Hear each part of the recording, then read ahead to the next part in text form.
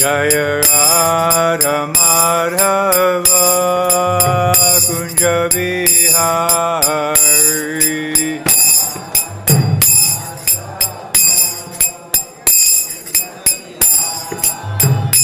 Jaya Radha Madhava Kunja Vihari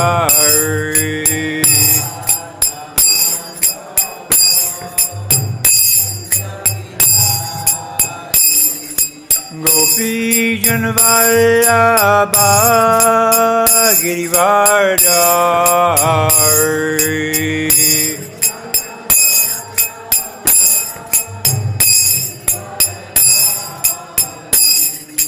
Gopi Janvallabha Girivardhari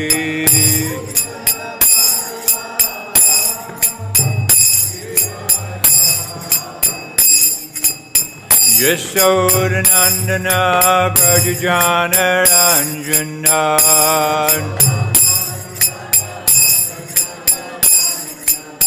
Yadunandana Prajajana Ranjana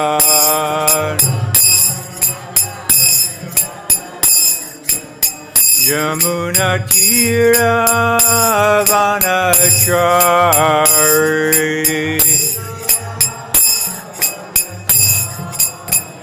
Yamuna Tira Vanachari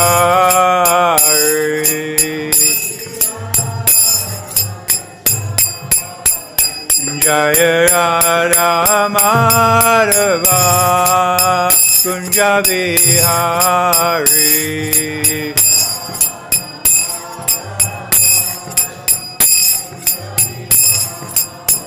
Jaya Radha Madhava Kunja Vihari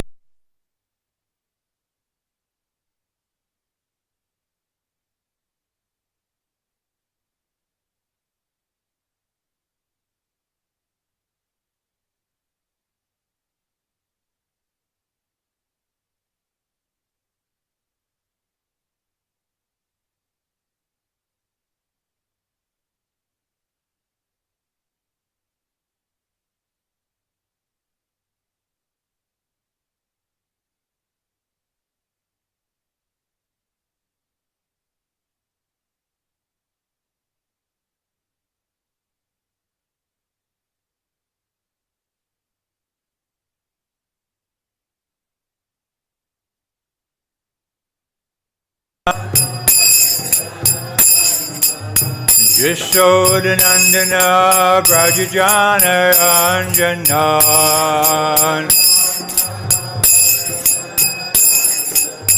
Yamuna Tira Vanachari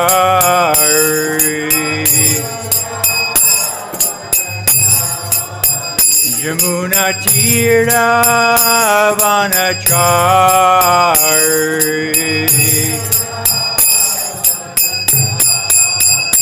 Jaya Radha Madhava Kunja Vihari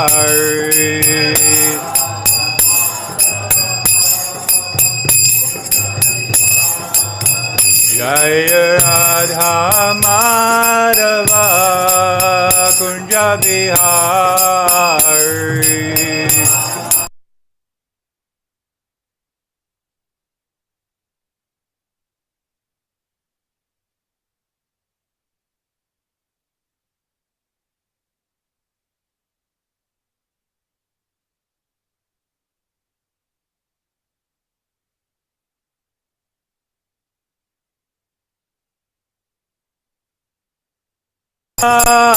Girivardhari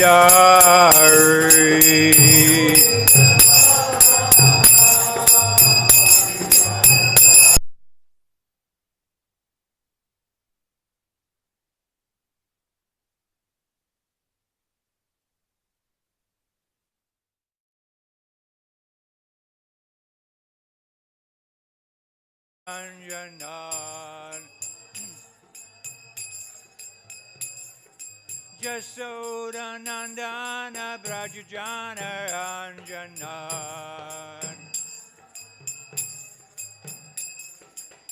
Yamuna Tira Vanachari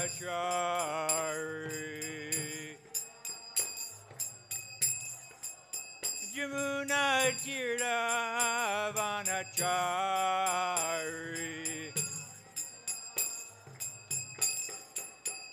Jaya Radha Madhava Kunjabi Hari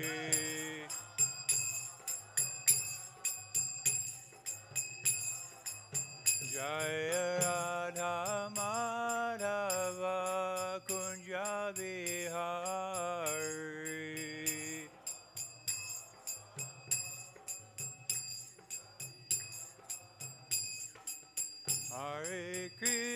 Hare Krishna, Krishna Krishna, Hare Hare, Hare Rama,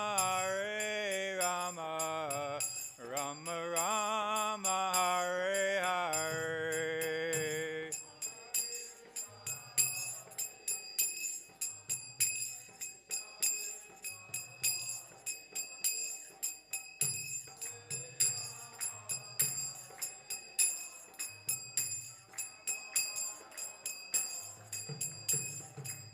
Hare Krishna, Krishna Krishna, Hare Hare, Hare Rama, Rama Rama, Hare Hare.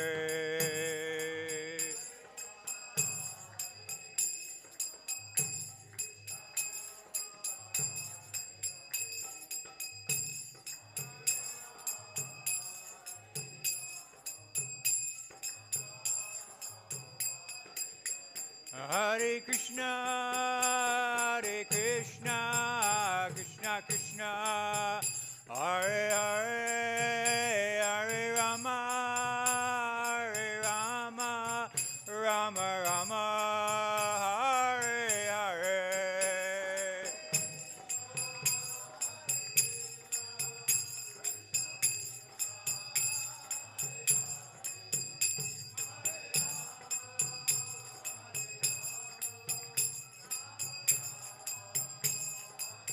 Jaya Jaya Prabhupada, Prabhupada, Prabhupada, Srila Prabhupada.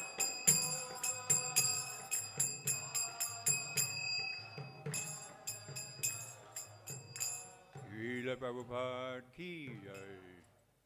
Jayam Vishnupad, Paramahansa, Parivajakaracharya, Avstota, such a Shri Shri Maharaj's Divine Grace, A.C. Bhakti Vedanta Swami, Srila Prabhupada ki jai. Anantakoti Vaishnava Vrinda ki jai. Namacharya Shri Haridas Thakur ki jai. Premsikaho Shri Krishna Chaitanya Prabhu Nityananda Shri Advaita Gadadhar Shri Vasadi Gaura Bhakti Vrinda ki jai. Shri Shri Radha Krishna Gopa Gopinath Shamakund Radhakunda Giri Govardhan ki jai. Shri Vrindavan Dham ki jai. Mayapur Dham ki jai. Jagannath Puri Dham ki jai. Ganga Mai ki jai. Chamuna Mai ki jai. Shrimati Tulasi Devi ki jai. Bhakti Devi ki jai. Samaveta Bhakti Vrinda ki jai. Grantaraj Srimad Bhagavatam ki jai. Srila Prabhupada ki jai.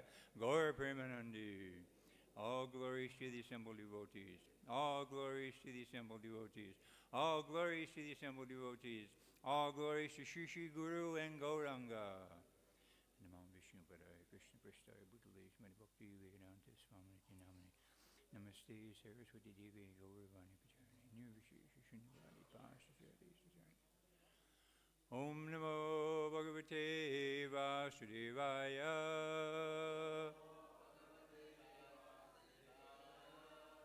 Om Namo Bhagavate Vasudevaya. Om Namo Bhagavate Vasudevaya.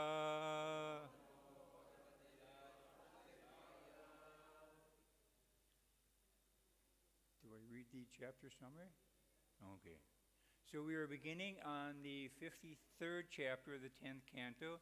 Kṛṣṇa kidnaps Rukmini, a very famous pastime. I'm sure most, if not all of you, are familiar with it.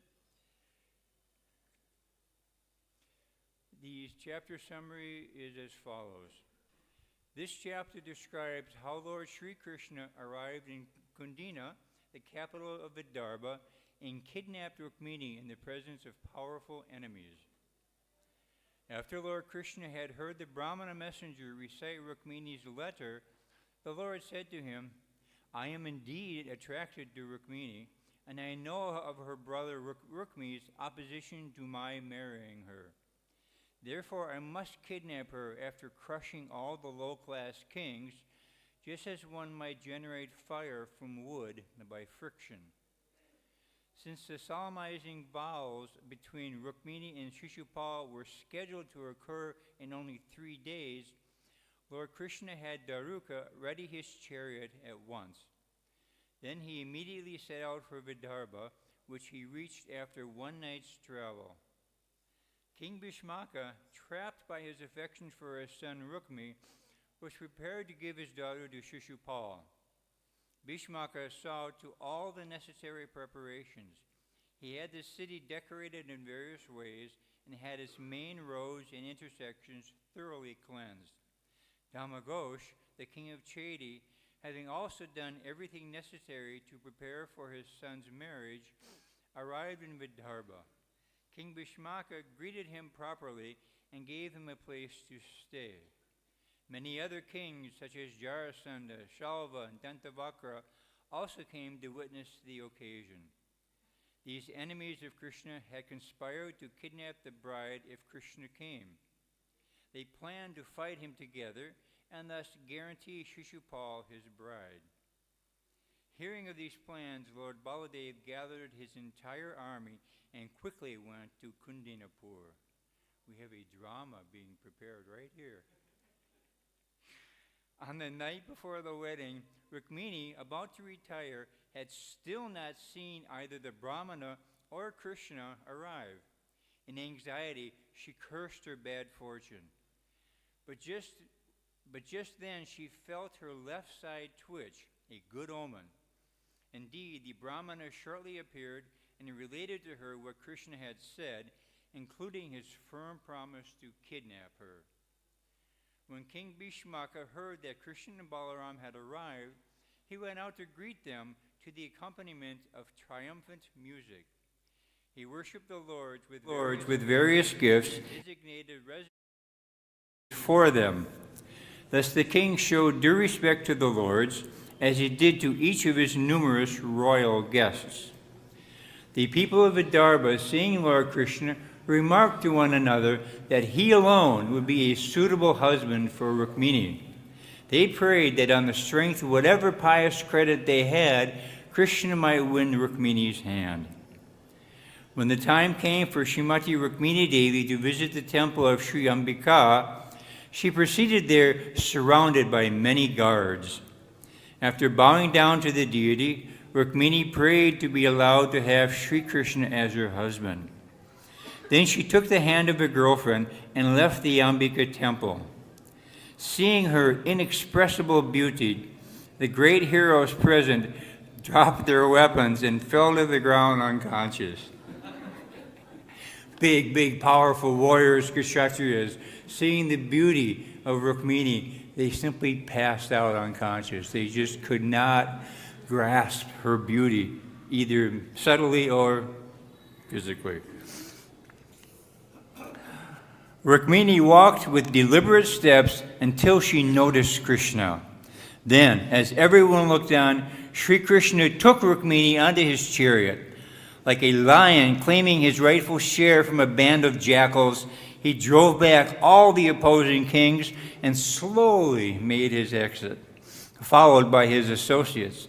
Jarasandha and the other kings, unable to bear their defeat and dishonor, loudly condemned themselves, declaring that this defamation was like a petty animal stealing away what rightfully belongs to the lion. Materialists see everything spiritual in completely the opposite context. So I'll read text. Okay. So there's text 1 and text 2 have no purport. Text 3 has a short purport. So Dharmātma Prabhu has asked me to speak on 1, 2, and 3. So text 1 is on the board. Śrī-śuka uvāca vaidarbhyāḥ satu sandeśaṁ niśamya yadu-nandanaḥ pragṛhya pāṇinā pāṇim prahasann idam abravīt śrī-śuka uvāca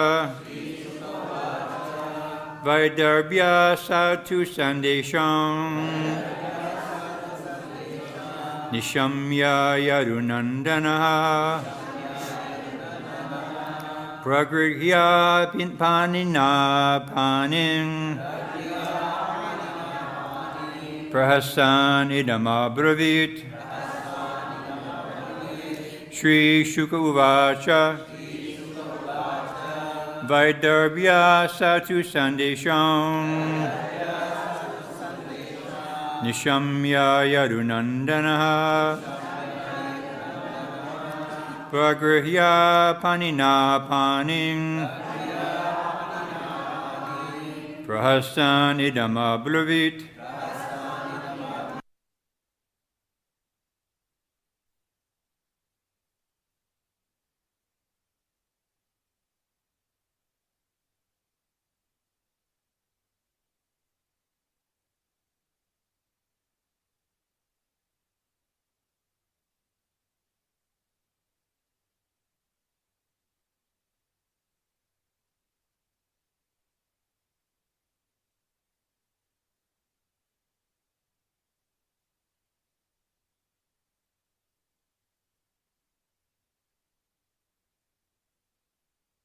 Yadunandana,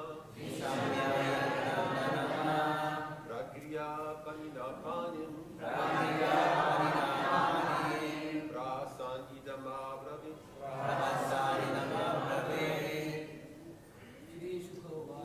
śrī-śuka uvāca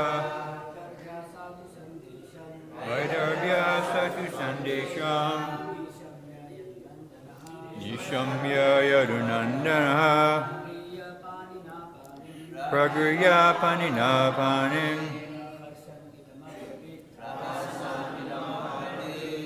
Vaishnavis.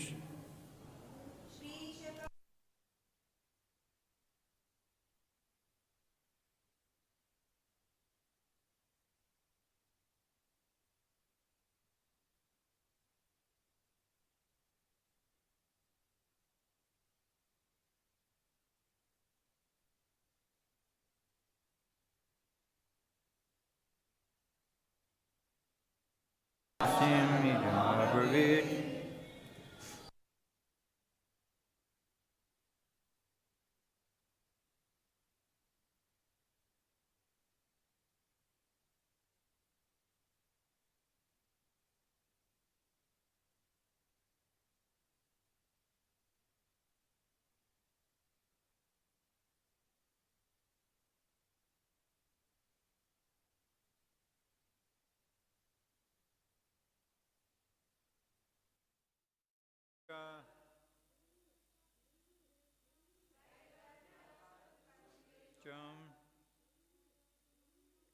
niśamya yadu-nandanaḥ pragṛhya pāṇinā pāṇim prahasan idam abravīt śrī-śuka uvāca. Śukadeva Gosvāmī said, Vaidarbhyāḥ of the Princess of Vidarbha, sa, he, to, and sandeśaṁ, the confidential message, niśamya, hearing, Yadunandana, Lord Kṛṣṇa, the descendant of Yadu, pragṛhya, taking, pāṇinā, by his hand, pāṇim, the hand of the brāhmaṇa messenger, prahasan, smiling, idam, this, abravīt, said. Translation. Śukadeva Gosvāmī said, thus hearing the confidential message of Princess Vaidarbhī, Lord Yadunandana took the brāhmana's hand and, smiling, spoke to him as follows. I will read the next verse. You want me to chant it or just read it? Okay.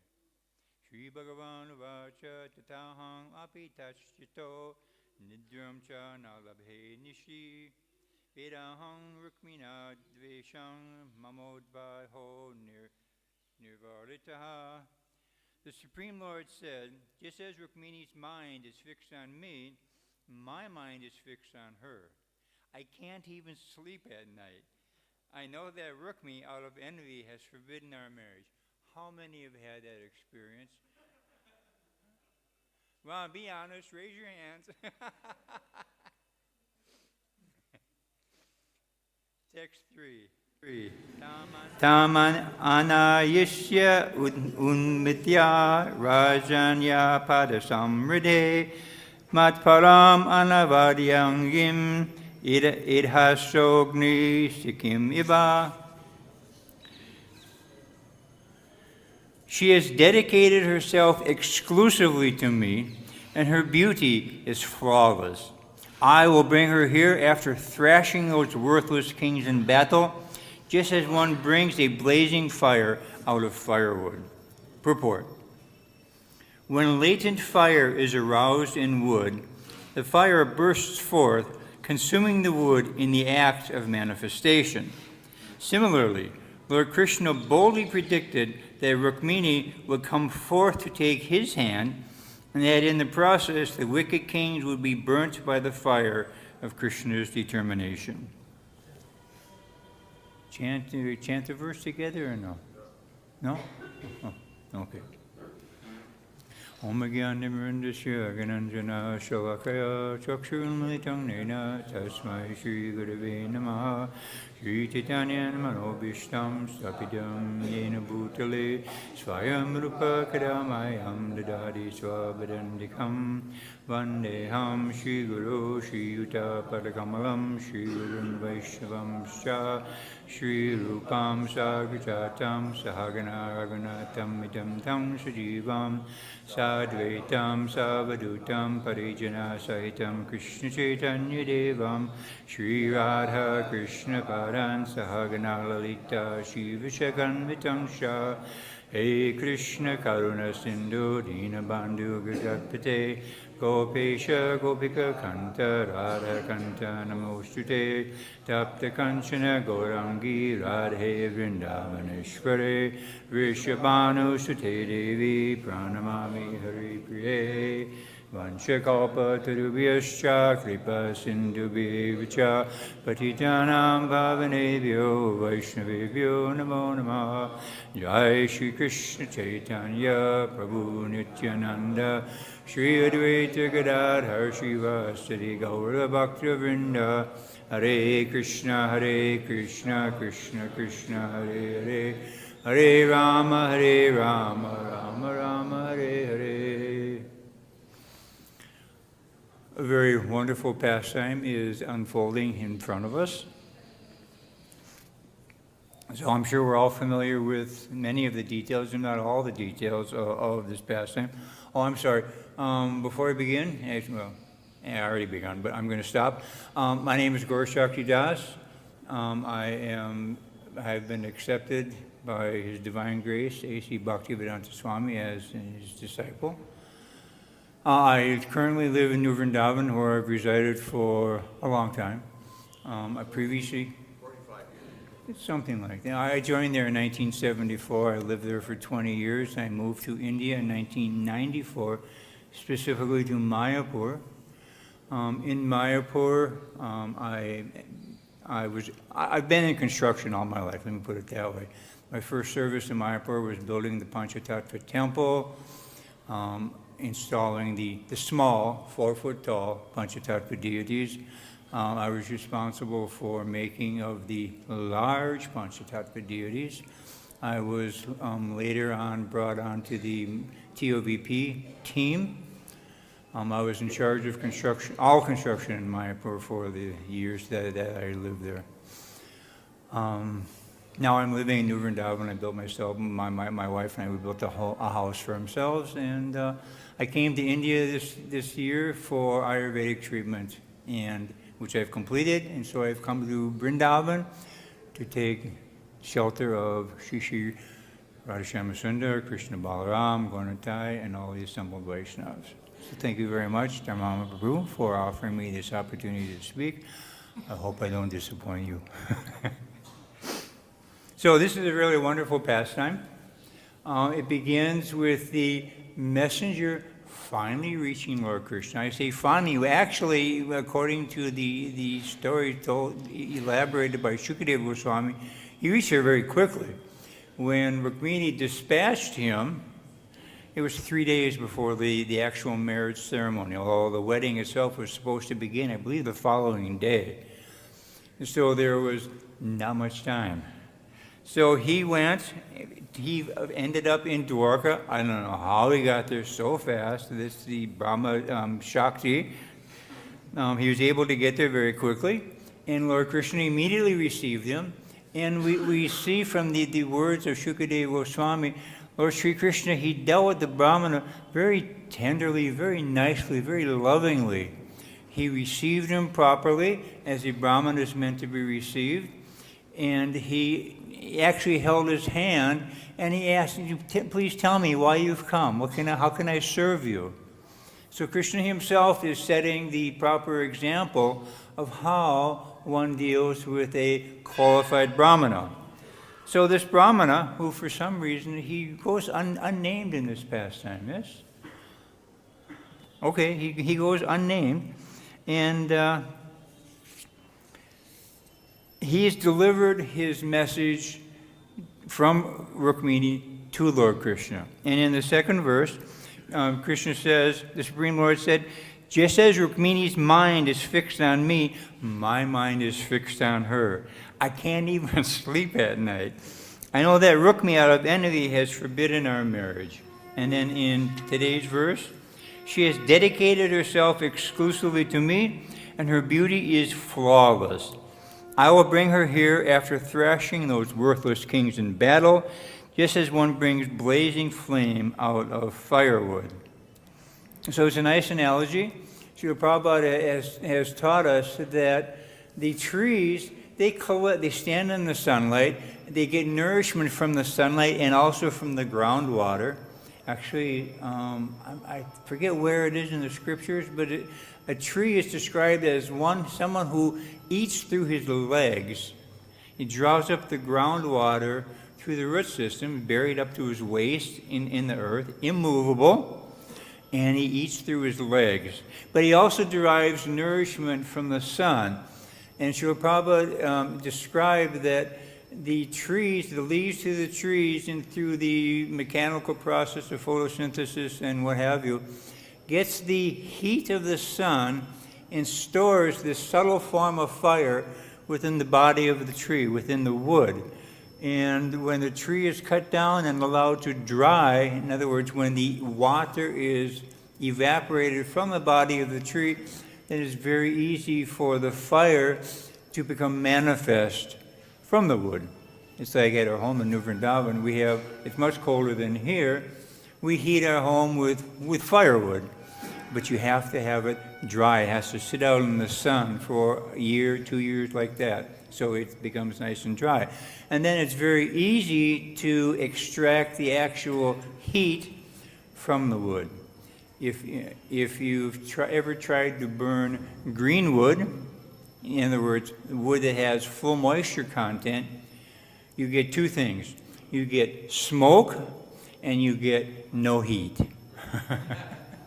I remember in the old days in New Vrindavan, we would struggle in the wintertime to get enough firewood brought in that day for that night. And none of the buildings in New Vrindavan had any heat during the day. And that includes Kṛṣṇa's altar. It was just unheated. We just did not have the resources to be able to get far enough ahead. And anyhow, it was quite austere. But I have a lot of experience with trying to start a fire with green, wet wood, and it is not fun. You get cold smoke, and it's just, anyhow, Hare Krishna. So the analogy here is that when, either an expert brāhmana, by mantra, he can extract the fire from the wood in the sacrificial offering, or by the proper curing of the wood, letting the sun evaporate the water from it, it also becomes very easy to ignite and extract the fire. So Kṛṣṇa gives a nice analogy here. I will bring her here after thrashing those worthless kings in battle, just as one brings a blazing flame out of firewood. So the flame is contained within the wood, but in a subtle form. Just like Prabhupada has taught us that fire is the source of electricity. Electricity is a subtle form of fire.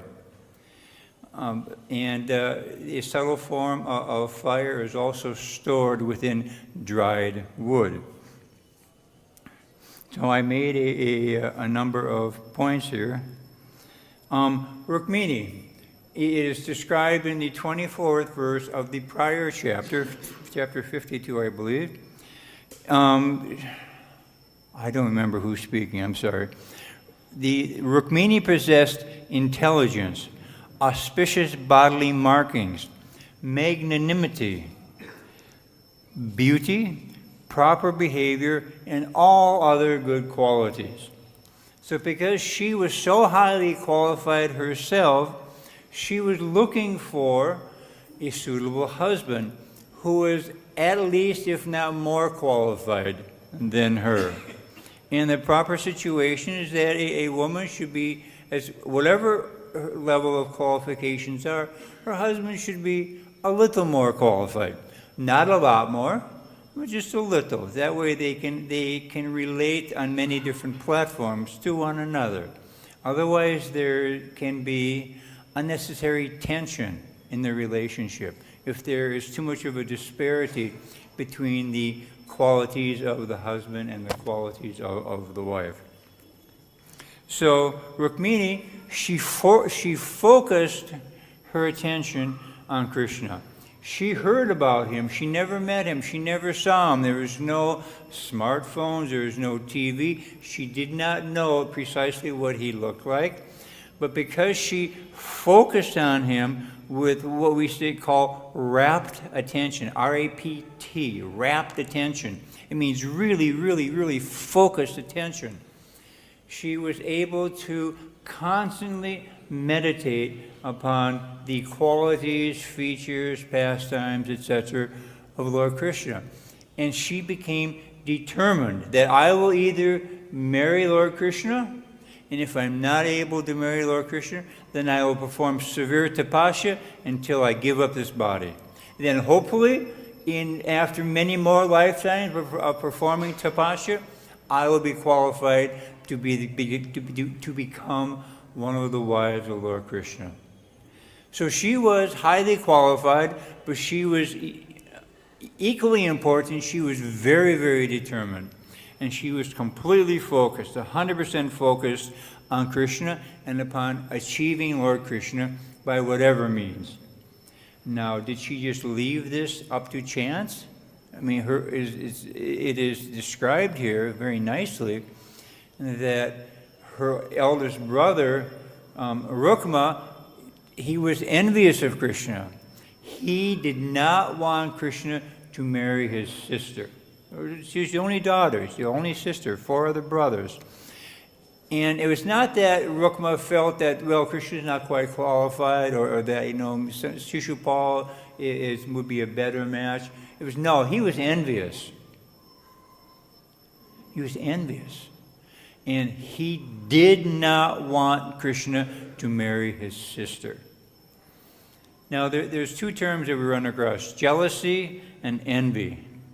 Jealousy, an example of jealousy, and they are quite similar, but there is a degree of difference.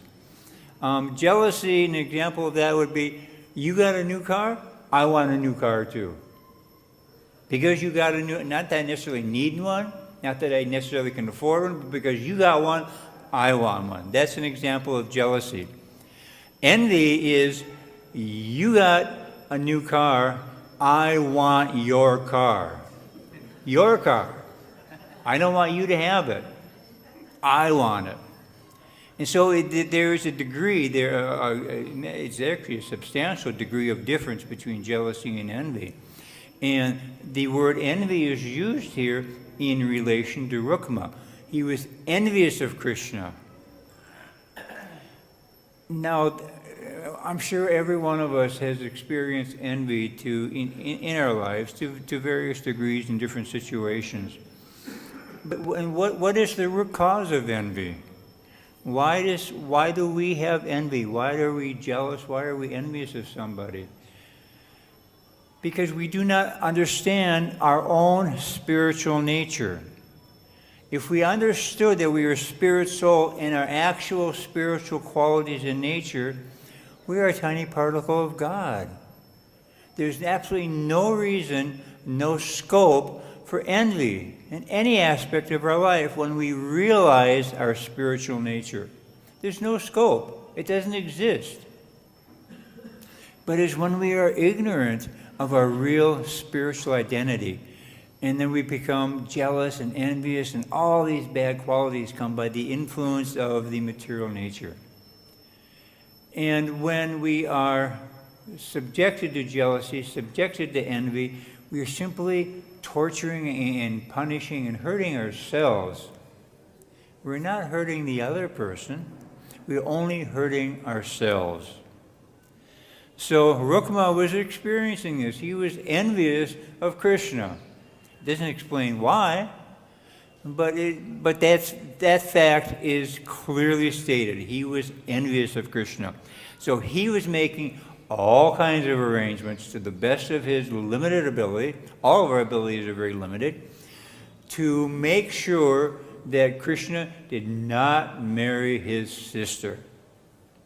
He was willing to do whatever he was able to think of. I mean, the example of Hiranyakashipu comes to mind. He wanted immortality. He wanted Lord Brahma to grant him immortality. Lord Brahma said, even I have to die. I can't give you immortality. How can I give you something I don't possess? And so Hiranyakashipu, thinking he was a little intelligent, okay, this, that, this. He tried to outsmart Lord Brahma and the laws of material nature. And as we know, ultimately all of his attempts were futile. So we will see a similar thing with Rukma. He invited many of his friends there, his powerful generals, powerful Kshatriyas, asked them to bring their armies, be ready to fight. Kṛṣṇa might come. We need to prepare and battle with Kṛṣṇa. And if all of you are here protecting my sister and you're ready to fight on her behalf, then surely Kṛṣṇa will be defeated. He's thinking something like this, which is very silly. Now, Rukmini, she was constantly meditating on Kṛṣṇa. And the example that I like to give is that of a laser. How many of you have seen a laser? Most of you. The word laser is actually an acronym, just like ISKCON is an acronym. It stands for International Society for Krishna Consciousness. Laser stands for light amplification through the stimulation of emitted radiation, something like that, LASER. And if you compare a 100-watt laser with a 100-watt light bulb, there's actually no comparison. Because with an incandescent light bulb that consumes 100 watts of electricity, of that 100 watts, how much goes to, a portion goes to heat and a portion goes to light. How much of that 100 watts gets consumed as heat? Anybody have an idea? More than, it's 94%, something like that. Of that, 100 watts is just wasted in heat. You touch a hot light bulb, you'll burn your fingers. But in terms of light power, you get like 6 watts of energy from that.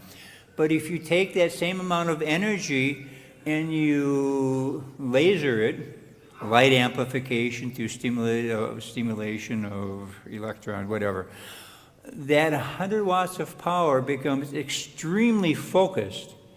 And you can put your hand through the 100 watt and you won't feel heat. Of course, you might lose some fingers, but it becomes, because it's so focused, that beam of light can travel a great distance. And when it goes, say, 100 meters, it's still a very small beam. It's still very small because it's so tightly focused. Whereas in incandescent light, it's just light goes everywhere, but mainly it's heat that goes everywhere.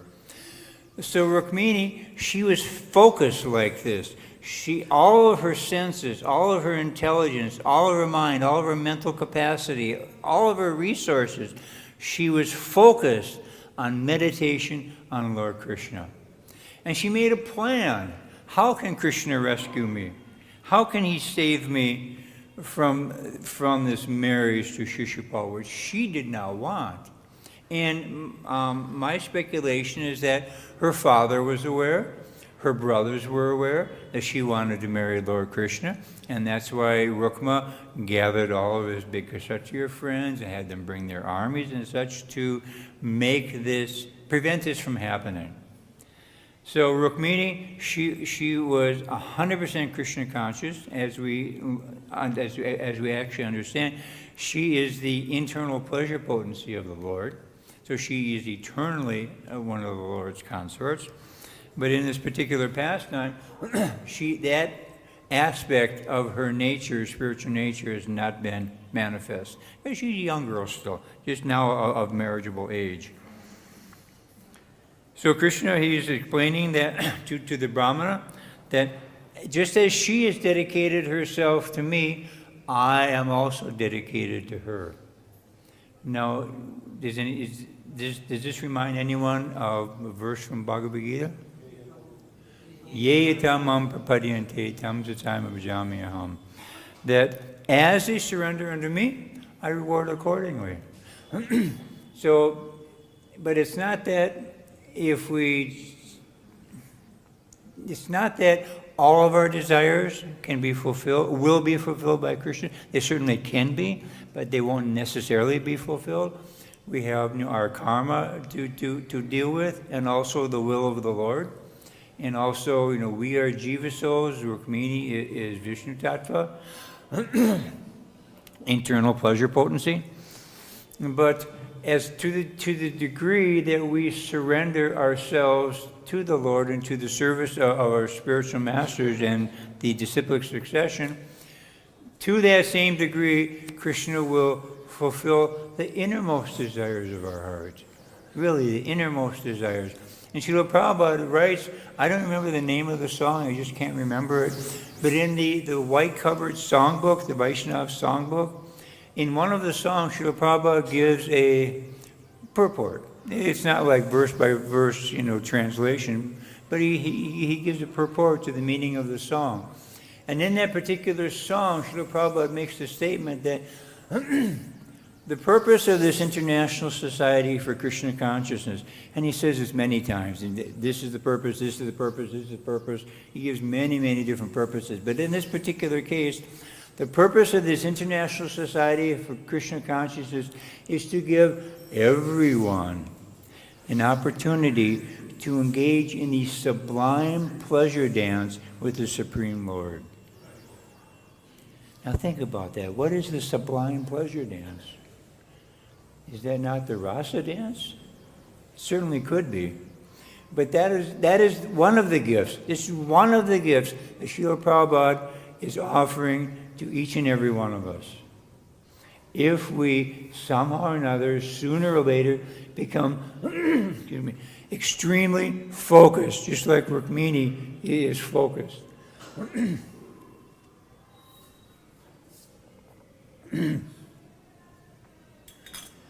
So Srila Prabhupada has taught us that we have to become 100%, in other words, 100%, totally focused on Lord Kṛṣṇa his qualities, his pastimes, his entourage, his devotees, everything about Krishna's qualities and about his nature. And when we can do so, not if, because we can, but when we actually qualify ourselves along those lines, then we have the opportunity to return back home, back to the spiritual world. And not just to any one of the Vaikuntha planets, no, but to Krishna's personal planet. And not just to serve and worship the innumerable Vaikuntha expansions of Lord Narayan, no, to be with Lord Krishna in any of his personal expansions, his direct expansions.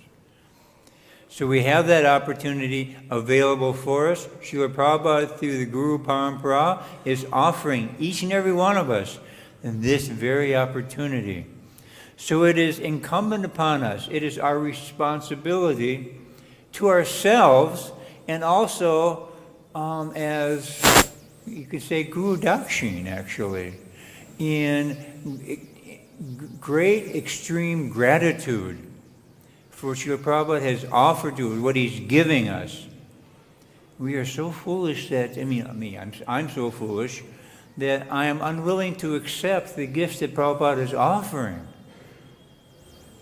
But we have to become focused, like Rukmini is focused. It's just meditating constantly upon how can I achieve Krishna? How can Krishna rescue me? How can I get out of this dilemma? How can I get out of this material world? How can I let go of my material attachments? How can I design and focus my life in such a way that I can always remember Krishna 24/7?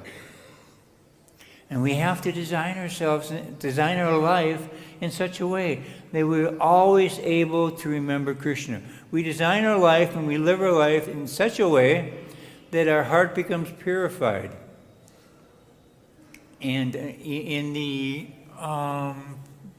first canto, 3rd chapter, 44th verse, it's the last verse of the 3rd chapter of the 1st canto. And it's an extraordinary verse in purport, especially the purport.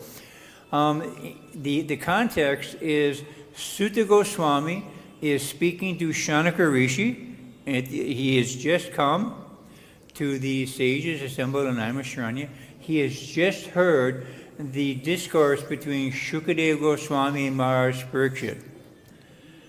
And Shanaka Rishi recognizes from the physiognomy, the physical nature, how he is carrying himself, his facial features. He can understand this is a very great soul. And Shanaka Rishi requests Sutta Gosvāmī, you please direct us, thousands of sages of all different calibers, you please lead us and direct us on our 1,000-year sacrifice so that we know what to do. And he said, thank you very much. I had just heard Bhagavatam from Śukadeva Gosvāmī, and I will try to repeat as I have heard in my own words. And in that purport, he used the word rapt attention. I heard with rapt attention. Sutta Gosvāmī uses that word. And Srila Prabhupada elaborates on that very nicely in the purport. I encourage all of you to read this and study it. Srila Prabhupada explains that simple hearing is not enough. Now, simple hearing is like any of you who are married. Sometimes the wife talks to us and yeah. That's simple hearing. We're not really focused, not really listening. If my wife is hearing, Hare Krishna. She knows, I don't have to tell her. Prabhupada says simple hearing is not enough. One has to hear with rapt attention. Now, how can one achieve rapt attention? Prabhupada said, no one can hear with rapt attention unless we are pure in heart. Now, how do we become pure in our heart? Prabhupada elaborates more. He said, nobody can be pure in heart who is not pure in mind. Okay, how many of us are pure in mind? My mind's everywhere. And Prabhupada elaborates even more. He said, no one can be pure in mind who is not pure in eating, sleeping, fearing, and mating. So somehow or another, if we can become purified in these 4 activities and hear from the proper source, which is Srila Prabhupada and his representatives, then our heart becomes purified, becomes a proper sitting place for the Supreme Personality of Godhead, and then we are qualified to hear with rapt attention.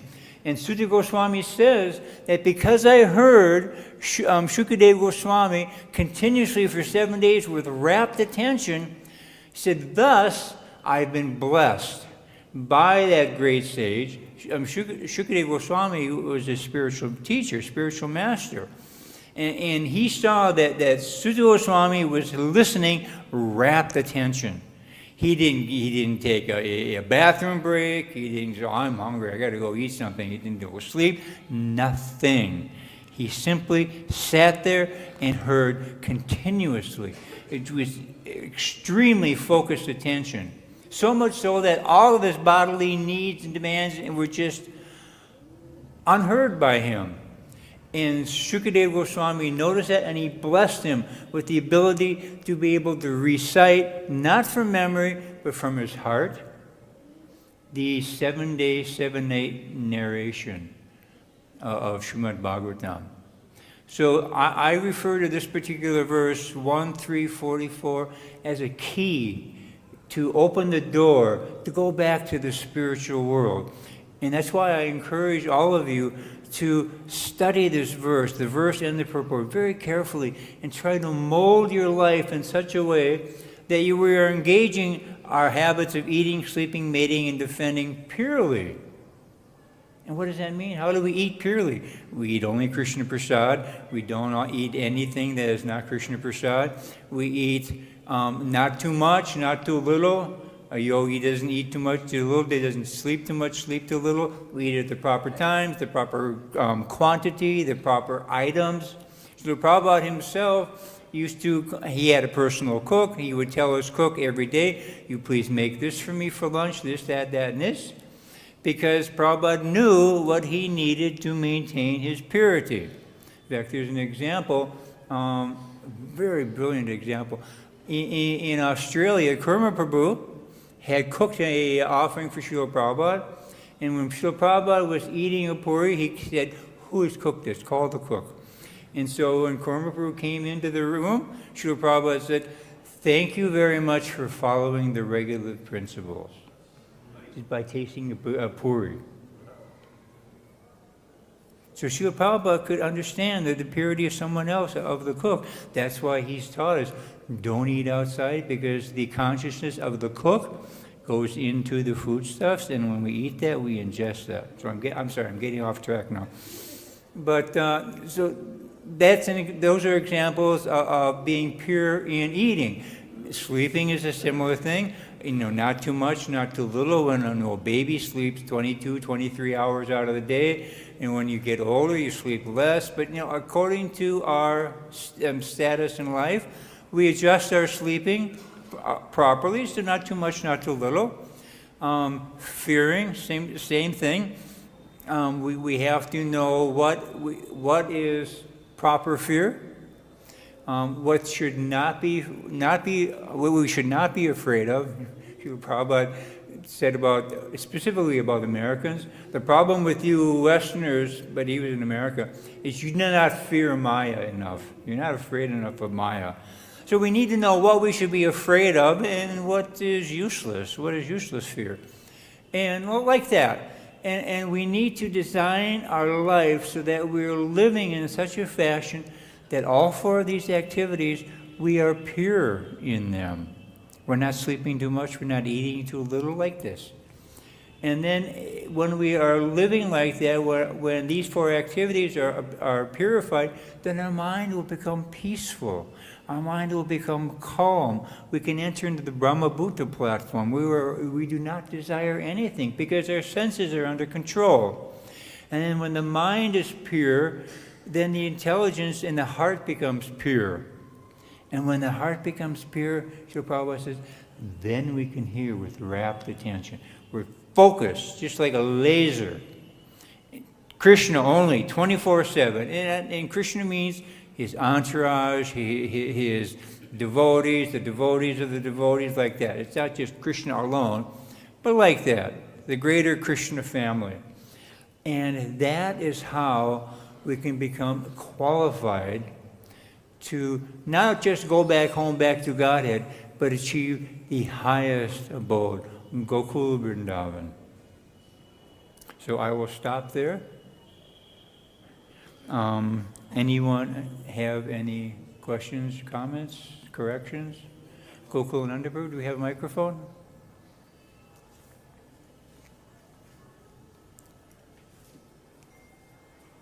Hey, that was very nice. Thank you. Very good analysis. It's like Kṛṣṇa is a great science. There's all sorts of subtle or important methods that we have to achieve, follow. Nothing is left up to chance. Yeah. That was a good point about the quality of hearing that is linked to everything else we're doing in life. Because that's really the goal. You want to attain the highest quality of hearing, and everything else opens up. Prabhupada gave that as his own only qualification. When on his last days or last weeks, some of his godbrothers came and they said, "Oh, Swami Maharaj, you've done the impossible. You've done amazing service, spreading Kṛṣṇa consciousness all over the world. This is to your credit." And Prabhupada said, "No.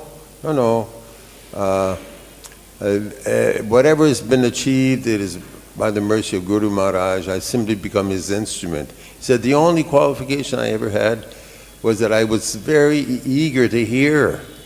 Every word I took to heart. And because I was eager to hear, I was qualified or empowered to repeat what I had heard. And therefore the impossible was achieved." So the quality of hearing, it brings everything. And without the proper hearing, progress is very slow. Yeah. So, is there any other, you gave excellent points from the Shastra, how that quality of hearing is achieved. Are there any other factors, our eagerness, or our association, or how we're engaged in the ninefold processes? I don't know. There must be. Those all play a factor. Yeah. But my understanding from that purport, 1.3.44, is that Srila Prabhupada is, I'll use the word implying, if that's the correct term, that these are essential steps. And I'll use the word preliminary, but it's much deeper than preliminary. It's because it's like building a foundation for a building. If you have a strong foundation, you can build a 100-story building on the proper foundation. And so by designing and living our life in such a way that we are pure in these four activities, we are investing in our personal spiritual foundation. That's how I understand it. Thank you for the appreciation. Prabhuji.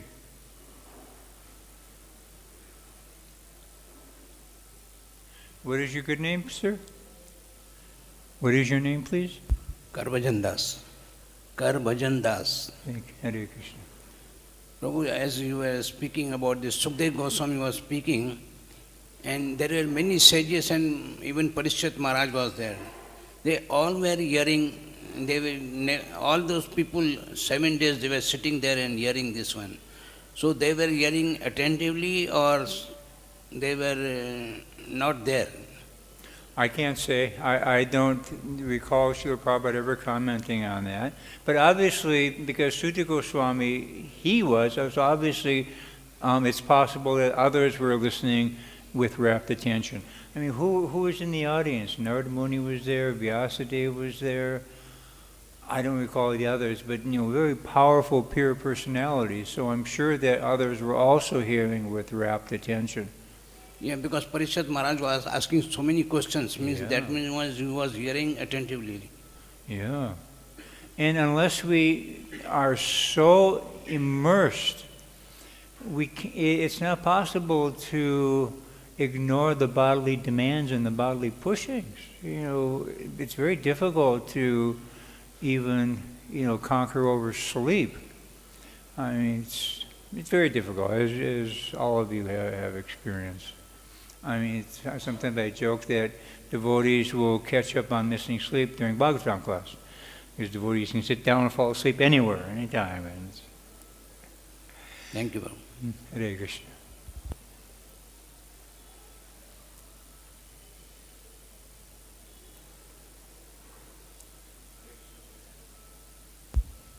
Hare Krishna, thank you so much for very beautiful insights. Thank you. One of my questions, Prabhuji, is as we are following Krishna consciousness, but we are I'm the Grahas devotee, but there are so many things I need to focus on: creating money for the family, doing a lot of family responsibilities, and in the material life as well.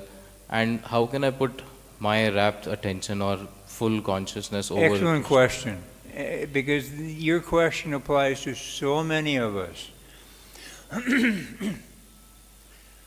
When Srila Prabhupada says that we have to chant 24 hours a day, 7 days a week, what does he mean? That we should be following the footsteps of Haridas Thakur, simply sitting and chanting 3 lakh name a day? No, that's not what it means. In the prayers to the 6 Goswamis, Krishna Kirtana, Prabhupada says that Krishna Kirtan has many different, not definition, but chanting is Krishna Kirtan. Prabhupada says that reading books is Krishna Kirtan. Engaging in Harinam Sankirtan is Krishna Kirtan. Dressing the deities is Krishna Kirtan. Cooking for the deities is Krishna Kirtan. If you, as a family man, have the goal of your life to make sure I'm going to become Krishna conscious and I'm being responsible for my family becoming Krishna conscious, then you have to have money for your family. You having a job and going to work is also Krishna Kirtan, as long as we're not utilizing any of the money in sinful activity like that. So anything that we have to do to maintain our life as devotees and those who we are responsible for, parents, siblings, spouse, children, like that, those activities are also considered Krishna Kirtan. So it's, as a householder, as a family man, or as a mother, as an employee, it's very difficult to keep all of these responsibilities juggling, keep them in the air at the same time. We've got our sadhana as devotees, as we've got our responsibilities to our spouse, we've got our responsibilities to our family, both children, siblings, upwards, our parents, grandparents, like this. If we have a job, we have so many different responsibilities. But if our intention, if our main reason for having these responsibilities is to become Krishna conscious, then everything is Krishna Kirtan. All of these things are Krishna Kirtan.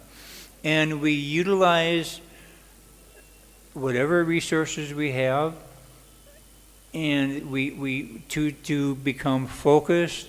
So we become the best husband that I can be. We become the best father. We become the best son, the best brother, the best employee, the best employer. So that in all these different aspects of our life, we are doing this for the pleasure of the Lord. We're not chasing after money so we can have a material enjoyment. We're doing it so that we can maintain body and soul together, so that our family, our dependents are provided for. Like that. So when we look at our life like that and break it down like that, with the center focus being Krishna conscious, then it becomes manageable. Not easy, but it becomes manageable. Does that help? Yes, thank you. Hare Krishna. And one other question here.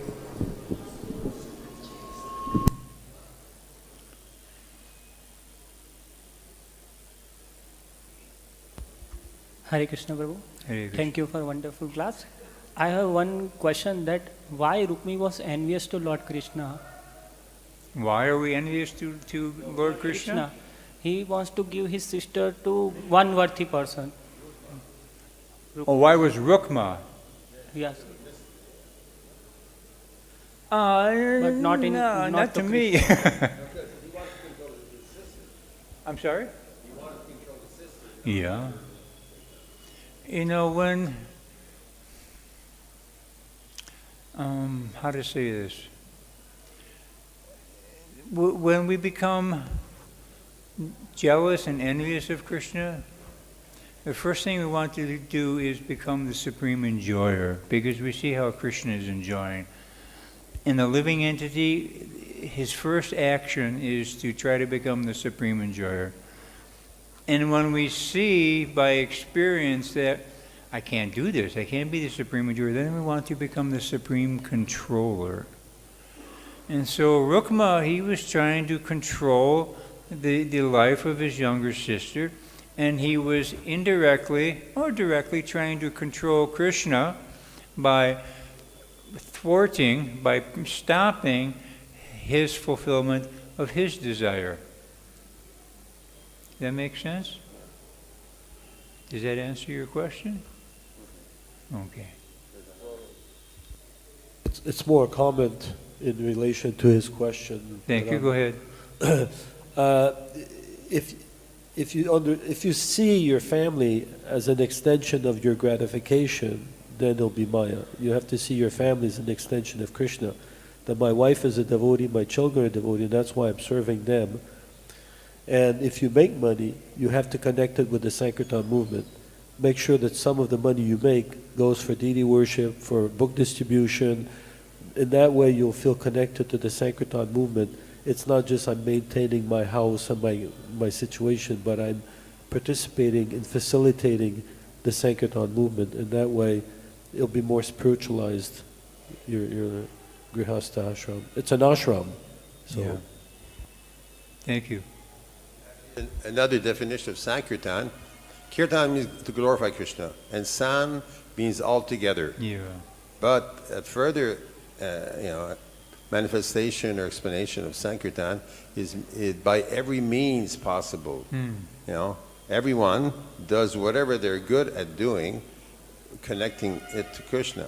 So the glorification of Krishna reaches every possible aspect of human endeavor.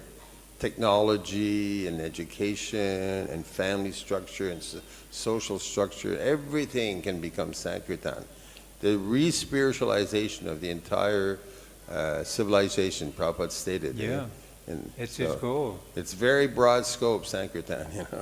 It's a whole new arrangement for all of mankind. It's not just a religious force, but it's a whole new civilization. Yeah. Thank you all very much for your kind participation and attention. Grantaraj Srimad Bhagavatam ki jai, Srila Prabhupada ki jai.